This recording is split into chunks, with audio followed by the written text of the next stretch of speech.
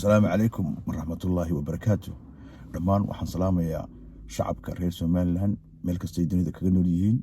waxaan ku salaamayaa salaanta islaamka. Assalaamu calaykum waraxmatullaahi wabarakaatu. anigoo Cabdicasiis Yaasin Xuseen waxaan maanta door biday maadaama ay bisheenii Ramadaan ee barakaysan ay inoo dhalan doonto insha Allah bari ama saa dambe sidaan rajaynayno in bisha Ramadaan inta badan dad muslimiin haddaynu nahay aynu caadayno inaynu cibaadaysano fiidiyoyada iyo facebookyada iyo social media iska yarayno ayaa waxaan door biday in aan halkan maanta ku cadeeyo ama ku sheego ku raaciyo cidda aan taageersanahay doorashada dhawaan inagu soo socota ee golayaasha baarlamaanka iyo deegaanka ee Soomaaliland. waxaan runtii horta sharaf iga mudan odayaasha dhaqanka ee maalintii dhaweyd degmada Sheekh ka hadlay aad baan u salaamayaa odayaashaydii way ku mahadsan yihiin inay mowqifkooda ay cadeeyaan oo ay ka sheegaan social media laakiin si kastoo waxa hore loo yiri yani nin waliba intiisa ayuu ku yahay mas'uule odayga dhaqankaygu waxa uu mas'uuliga yahay ama wakiiliga yahay waxa weeye waa arrimaha dhaqanka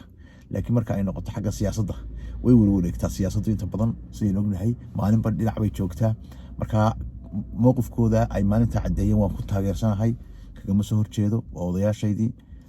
ilaa kiisa kayga maanta aniguna halkan ka sheegaya haddii la yiraahdo haddaan tusaale u soo qaato hadda muxuu ahaa halkii dhaqanka marka awrka lahaan dhinac laga saaro u cayn wareega marka haddii haantii kala yaraan maanta dheeli tiraya dhinaca kale ka saaraya wax kale dhibaatooyin ma jirto laba nin oo musharaxiina oo gudboon ayaan runtii ay u meesha tartamaya labadooda waxaan rajaynayaa soo wada baxaan laakiin maadaama odayaashii iga waaweynaa ay taa garteen waxaan aniguna aan maanta isku dayaya in aan awrku aanu inaga cayn wareegine aan aniguna sheego halkan ku cadeeyo musharax aniguna aan codkaygii aan siinayo haddii la yiraahdo koobaysadka May musharaxaasi waxa weeye musharaxa u taagan golaha deegaanka waa Maxamed Dable waxaan Ilaahay uga baryayaa Ilaahay ku guuleeyo kursiga uu tartamayo sidoo kale musharaxa kale ee dhinaca kale ka tartamaya isaguna golaha deegaanka ee Xildhibaan Cabdirashiid isagana waxaan rajaynayaa isaguna guuleysto laakiin anigu musharaxa aan taageersanahay maanta aan codkayga siinaya waxa weeye Maxamed Dable musharax waxaan leeyahay garabkaaga